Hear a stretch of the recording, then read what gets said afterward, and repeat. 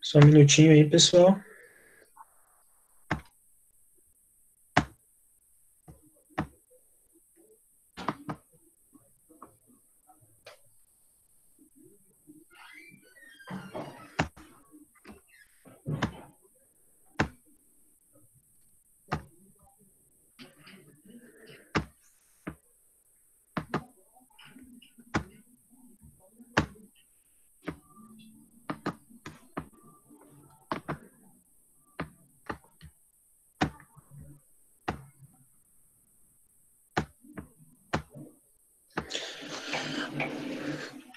Tá bom, pessoal, vamos começar a aula. Boa noite a todas e todos. Meu nome é Alisson, sou professor de filosofia da sede do Vai Cair na Prova de Santa Felicidade, e eu vou estar aqui com vocês para dar aula número 1 e número 2, certo? A gente vai começar para a aula 1 de novo. Acredito que alguns de vocês já tiveram essa aula, inclusive algumas turmas que eu já dei essa aula, mas como eu não sei como que está o horário para as outras turmas, e para padronizar, e também como faz bastante tempo que essa aula foi dada, a gente vai dar uma reforçada e vai começar do zero de novo, beleza? Eu tinha preparado alguns slides aqui para vocês, hoje de tarde eu até tinha testado com algum amigo, mas eu acho que pela quantidade de pessoas na sala, eu não estou conseguindo colocar os slides aqui. Mas não é nada que vai atrapalhar a gente, depois eu posto no Drive ou em algum grupo para vocês, beleza? Então, hoje, como eu já falei, vai ser a aula número 1 de filosofia, introdução ao conceito filosófico. Então, como objetivos aqui nessa aula, o que vocês vão ter que sair dessa aula entendendo, sabendo, os objetivos vão ser compreender a definição de filosofia que eu vou passar para vocês, e que a gente vai ler ali na apostila, que também está ali para vocês essa definição, e identificar os diferentes elementos que compõem o pensamento filosófico, certo? Então vamos lá. A pergunta norteadora da nossa aula vai ser aquela famosa: o que é filosofia? E para uma tentativa de responder, uma tentativa de síntese, eu quero ler ali com vocês o que está ali na nossa apostila, certo? Ali, aquele quadrinho em azul, abaixo ali do título da aula. Vai estar ali aula 1, introdução filosófica, introdução ao conceito filosófico, ali no quadrinho azul. Eu vou começar lendo aqui para vocês, como eu não consegui colocar aí na tela para vocês verem, peço que vocês acompanhem comigo lá na apostila de vocês. Vou começar aqui, pessoal.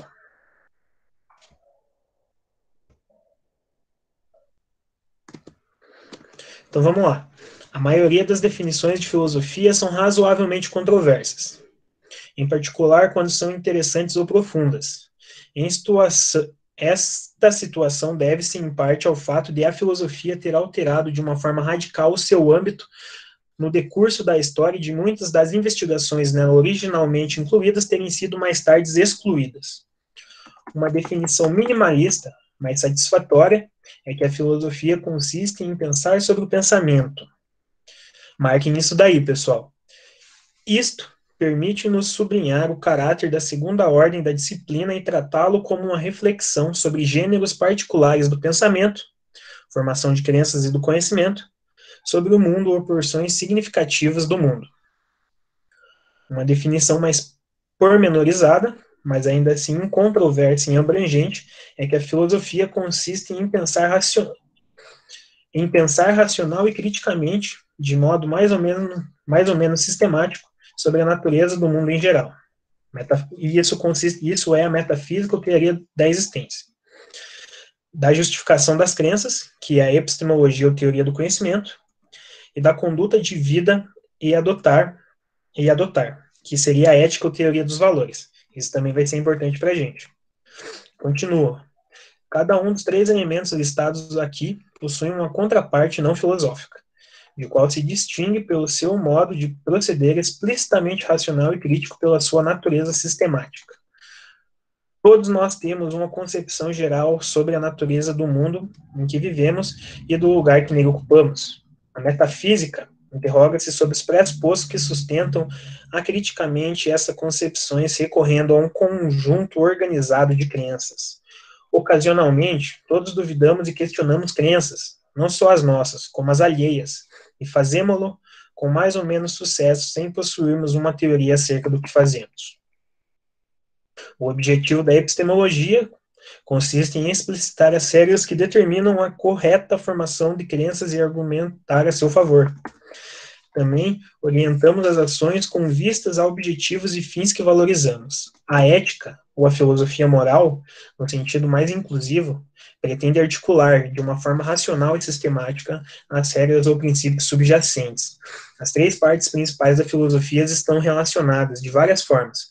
Para que possamos orientar racionalmente a conduta, é necessária uma concepção global do mundo onde esta se desenvolve e de nós próprios enquanto agentes nele integrados.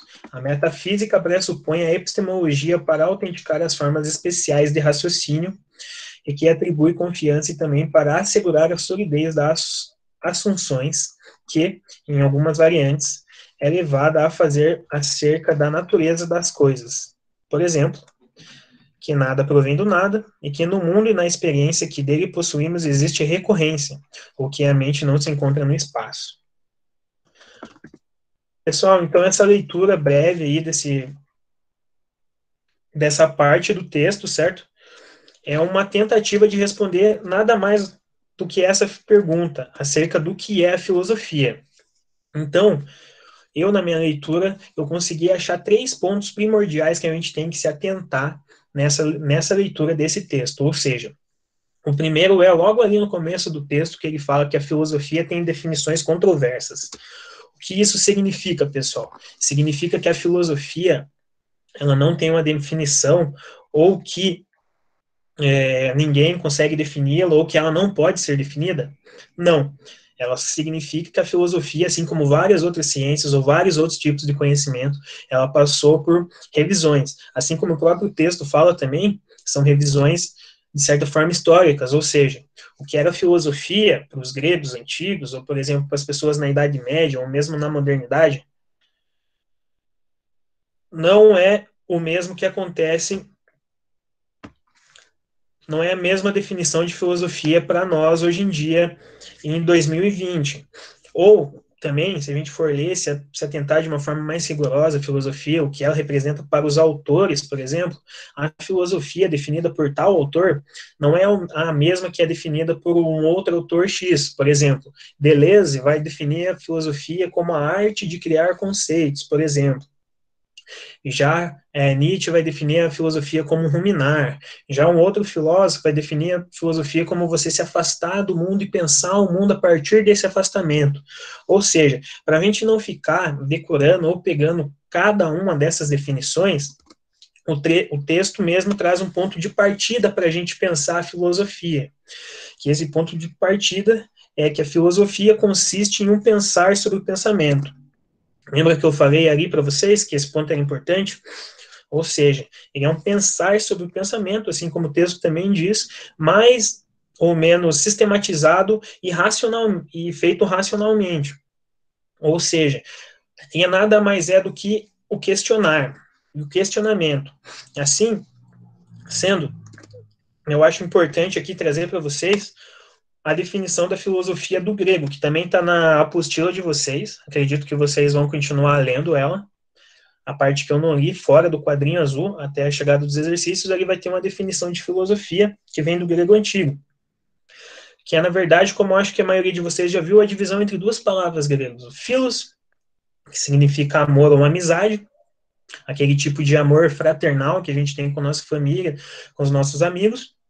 E Sofia, que é o conhecimento. Ou seja, filosofia, a definição da palavra, a definição da palavra filosofia para os gregos antigos já remete a esse amor, a essa busca pelo conhecimento. Isso quer dizer que, se a gente for trazer isso para a nossa definição de filosofia ali, com o nosso ponto de partida, que ela é o pensar sobre o pensamento, a gente pega que é um pensar sobre o pensamento com o fim de conhecer alguma coisa, certo? Então, a partir disso, a gente consegue ali definir um pensamento filosófico, certo? Que seria o pensamento a partir da filosofia, um modo de pensamento que ele se coloca junto com outros tipos de pensamento que a gente vai ter na sociedade, no mundo como um todo. Ou seja, para quem já assistiu as minhas aulas ali, aquela primeira aula vai lembrar, um parâmetrozinho que eu fiz ali que ele vai crescendo em complexidade, ou seja, a gente vai ter o primeiro de tudo, o primeiro tipo de pensamento, que é o mais basilar, o menos complexo, é um tipo de pensamento que a gente vai chamar de mítico-religioso. Por que ele é menos complexo do que os outros pensamentos? Porque esse pensamento mítico-religioso, ele não precisa de uma sistematização e nem de um questionamento para ele ter a sua verdade. Ou seja, no pensamento mítico-religioso, a gente simplesmente acredita nas coisas, pessoal. Isso fica claro se a gente pensar no exemplo dos deuses, os deuses, o próprio deus cristão, os deuses gregos, do Egito, sei lá, qualquer tipo de deus. A gente acredita neles sem muito questionamento. Até mesmo o fato de a gente questionar eles já faz com que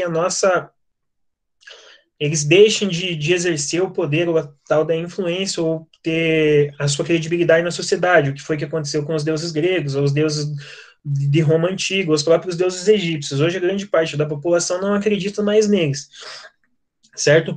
De uma forma que o pensamento mítico-religioso, ele precisa de uma crença, ou seja, você não se pergunta lá como os deuses criaram o mundo, ou de que forma, ou se isso faz sentido ou não, se isso é realmente possível, mas você apenas acredita nisso, de forma que faz desse pensamento ser o mais simples possível. Depois desse pensamento, a gente vai ter um pensamento que a gente chama de senso comum. O senso comum é o pensamento que a gente usa no nosso dia a dia, para fazer as coisas que a gente faz, ou seja, o pensamento do senso comum é baseado no fazer. A gente faz as coisas, às vezes, sem nenhum questionamento, e ele também não precisa de questionamento, nem de rigor e nem de sistematização. Ou seja, o senso comum é muito baseado naquilo que é passado de geração para geração, de como as pessoas mais antigas e mais velhas, elas faziam as coisas e elas acreditam que funcionam e passam para a gente, e como as coisas vão funcionando. Às vezes a gente, por exemplo, um exemplo que eu sempre dou na sala de aula é do chá de guaco, certo? Eu sei que muitos de vocês já tomaram, ou se não tomaram, vão tomar ainda. O chá de guaco é aquele tipo de chá que a gente toma que para qualquer coisa, dor de barriga, dor de cabeça, gripe, febre, ou seja, ele não tem nenhum rigor. A gente só toma porque alguma vez alguém tomou, deu certo, pode não dar certo com a gente, mas a gente toma mesmo assim. Ou seja, o senso comum é tentativa e erro.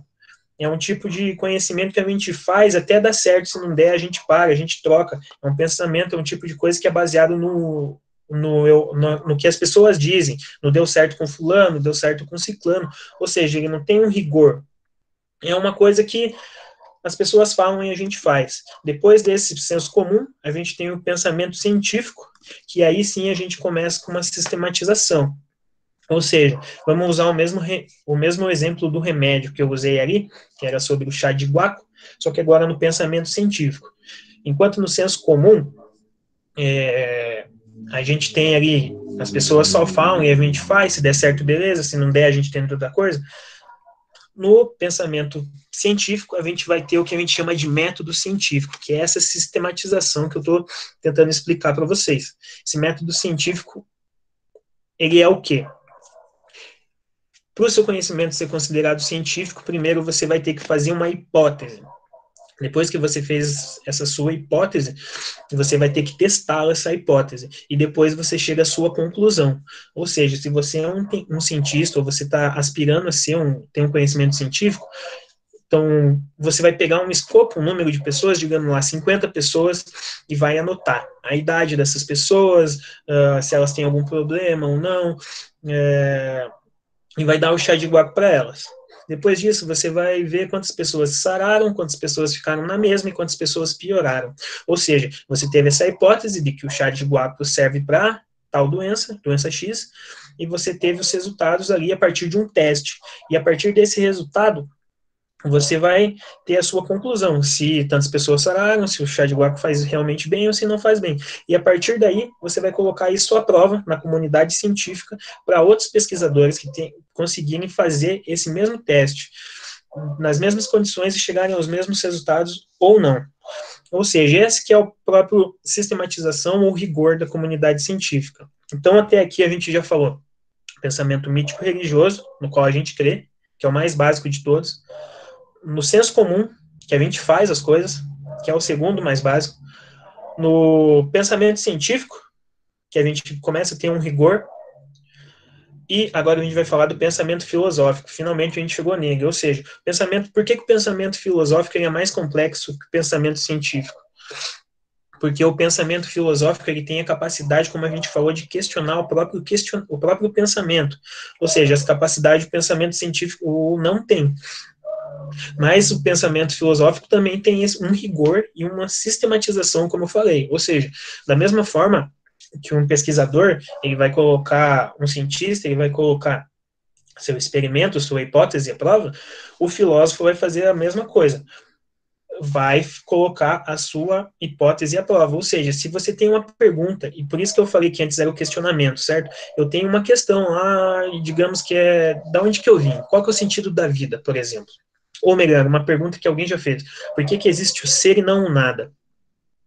Então eu tenho essa questão, e por isso que o pensamento filosófico não é simplesmente um questionamento, não é simplesmente um você se perguntar as coisas e pronto. A partir do momento que eu saio aí na rua perguntando as coisas para as pessoas, enchendo o saco dos outros, eu sou um filósofo, estou fazendo parte do pensamento filosófico? Não. Eu preciso de um rigor, de uma sistematização, ou seja, eu preciso, a partir daí, começar a pensar e sistematizar de uma forma lógica, racional e coerente minhas ideias, de forma que elas possam ser entendidas, lidas, comprovadas ou não por outros filósofos ou outros cientistas ou outras pessoas. Ou seja, da mesma forma que tem uma comunidade científica, a gente vai ter como se fosse uma, entre aspas, comunidade filosófica para dar esse rigor filosófico para o discurso filosófico. Ou seja, é um discurso que não é simplesmente um questionamento, mas é um questionamento que você tem que fazer sentido para tanto para os outros filósofos como a comunidade em geral, certo, pessoal? Então a gente já falou de 4 discursos, 4 pensamentos: o mítico-religioso, onde a gente crê; o senso comum, onde a gente faz; pensamento científico, onde a gente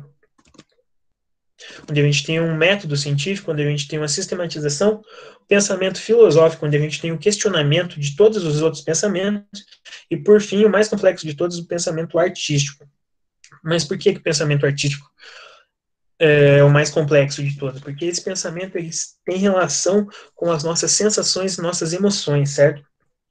Ou seja, enquanto os outros pensamentos tentam descrever o mundo, ou tentam se relacionar com o mundo de uma forma objetiva, ou seja, que um conhecimento que eu posso passar e a outra pessoa vai entender o que eu estou falando, vai poder comprovar, a arte não necessariamente tem esse objetivo. A arte fala muito mais de uma forma subjetiva, ou seja, essa é uma relação que a gente tem que ter em mente sempre quando a gente vai falar de filosofia, entre objetividade e subjetividade.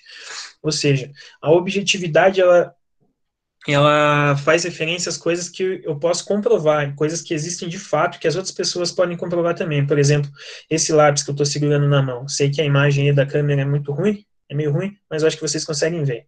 Então, objetivamente, eu posso dizer que esse lápis é verde, ele é cilíndrico, certo? E ele é um tanto quanto flexível. Por que que isso é objetivamente comprovado? Porque eu posso dizer isso para vocês, e vocês podem comprovar isso de uma forma também objetiva a partir das suas sensações, ou seja, a partir do seu olhar, vocês podem dizer que esse lápis é mesmo verde, cilíndrico e relativamente flexível. O que seria subjetivo seria eu dizer que esse lápis é bonito, é belo, ou seria dizer que esse lápis é o lápis mais bonito que eu vi na minha vida. Ou seja, alguns de vocês podem achar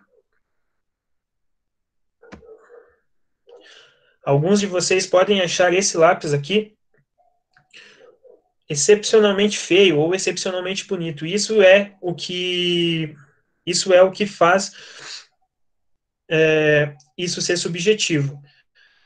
Ou seja, então é isso que o pensamento, isso que é o pensamento, o pensamento artístico ele é tão complexo, porque ele não necessariamente faz referência a aquilo que é objetivamente comprovado ou não, mas ele faz referência às nossas emoções, certo? Então, o pensamento filosófico, a gente pode definir ele como um pensar sobre o pensamento, e ele é um pensamento que se faz frente a outros pensamentos dentro da sociedade, ou seja, ele é um pensamento capaz de questionar até mesmo os outros pensamentos que estão presentes no nosso mundo. E ali, a gente agora vai falar um pouco, como eu falei nos objetivos, sobre os elementos que compõem o pensamento filosófico, que ali na apostila de vocês foram 3 que foram falados.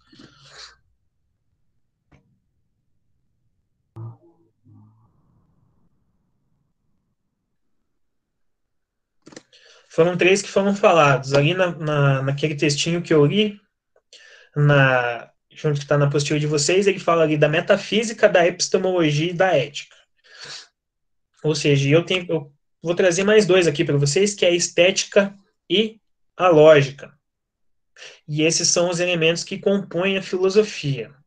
A metafísica, pessoal, que está na apostila de vocês, em alguns lugares vocês vão achar, se vocês forem estudar por fora alguma coisa, que o componente da filosofia no lugar da metafísica é a ontologia, mas para a gente eles vão significar a mesma coisa, ou seja, o estudo da origem do mundo e do ser.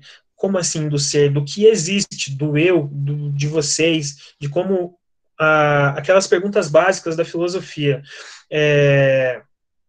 Da onde eu vim, para onde eu vou, qual que é o sentido da vida, se a gente é bom ou mal, essas coisas assim.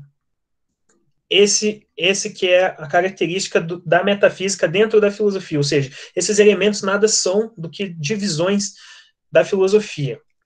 Em segundo lugar, que colocou ali na apostila de vocês é a epistemologia.